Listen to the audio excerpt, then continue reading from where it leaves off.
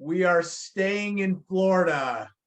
Randy, you're up with Jackie Summers. Hey, Jackie, thank you for being here. My question, it's interesting. My question has to do with also when you were sick. My question was, because I'm getting older, I'm 53. I know more and more people that are getting sick and this and that. What were you thinking when you were rolling into the hospital for surgery that day? So I'm 55, and it was 13 years ago. That morning, I have to tell you, Randy, I was calm like Hindu cows, because I knew for a fact that I was going to die, and I was okay with it. I figured I had a good run.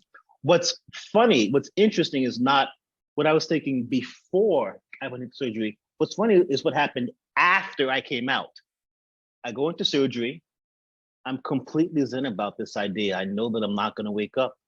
They give you the little shot that you're supposed to come back from 100, get to 98, and you're knocked out. And then I was under the knife for 8 hours.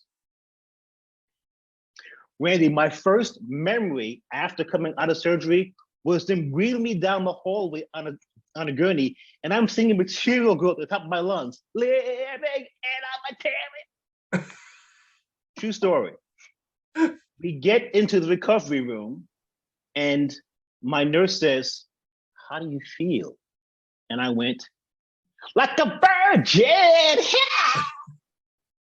Anesthesia was wild.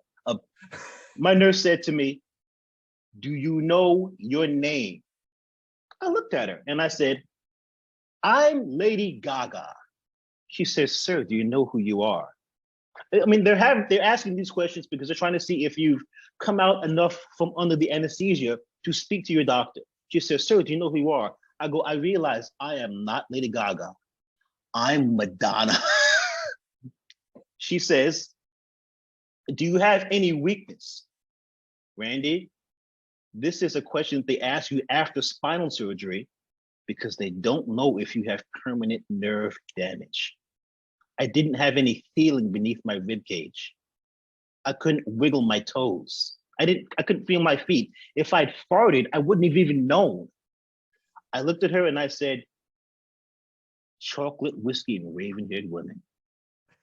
And by this time I realized she's cute and I'm a jerk. And I've got tubes up my nose and tubes up both arms. And I managed to somehow reach over and put my hand on her knee.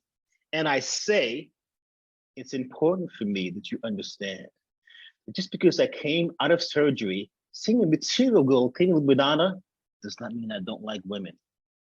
At which point she said, "Yeah, doc, you can talk to him now. He's okay." And my doc had one word for me. He said, "Benign."